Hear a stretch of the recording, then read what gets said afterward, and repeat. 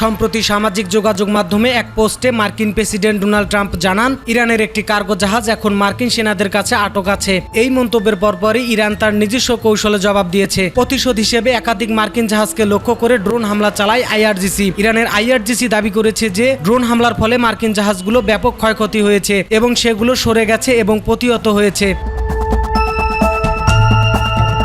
ঘটনার শুরু 19 এপ্রিল রবিবার রাতে ওমান সাগরে কৌশলগত পয়েন্টে অবস্থান করছিল মার্কিন নৌবাহিনীর অত্যাধুনিক গাইডেড মিসাইল ডিস্ট্রয়ার। মার্কিন গোয়েন্দা তথ্যের ভিত্তিতে তারা গতিরোধ করে ইরানের পতাকাবাহী কার্গো জাহাজ তৌসার। মার্কিন প্রশাসনের দাবি, জাহাজটি আন্তর্জাতিক নিষেধাজ্ঞা অমান্য করে অবৈধ কার্যকলাপে লিপ্ত ছিল।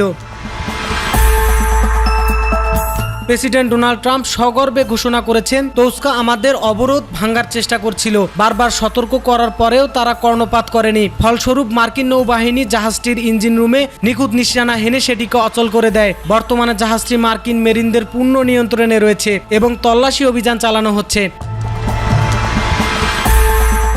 বিশ্লেষকরা মনে করছেন, ট্রাম্পের এই পদক্ষেপ মূলত একটি বড় ধরনের শক্তির প্রদর্শন। হোয়াইট হাউস থেকে বারবার বলা হচ্ছিল যে ইরানকে আলোচনা টেবিলে আনতে হলে তাদের উপর সর্বোচ্চ চাপ প্রয়োগ করতে হবে।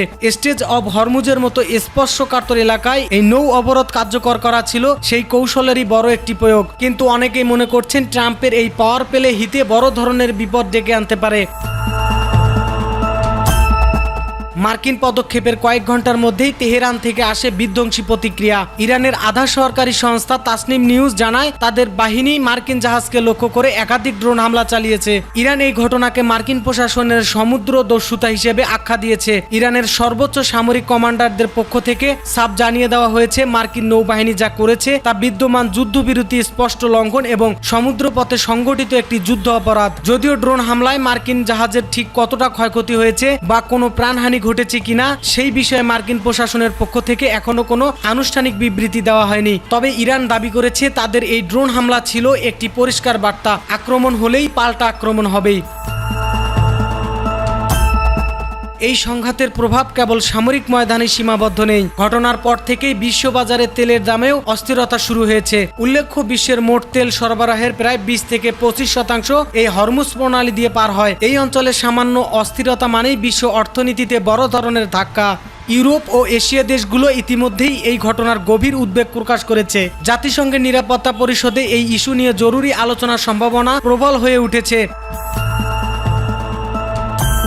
2026 সালের এই টানটান উত্তেজনা একটি বিষয় স্পষ্ট করে দিয়েছে, মার্কিন প্রশাসন এবং ইরান কোনো পক্ষেই পিছু হটতে রাজি নয়। ট্রাম্পের নিষেধাজ্ঞা এবং কঠোর অবস্থানের বিপরীতে ইরান বেছে নিয়েছে সরাসরি সামরিক প্রতিরোধের পথ। পাকিস্তানের মাটিতে যে সম্ভাব্য শান্তি আলোচনার কথা ছিল, এই ঘটনা তা আরও জটিল এবং অনিশ্চয়তার দিকে নিয়ে গিয়েছে।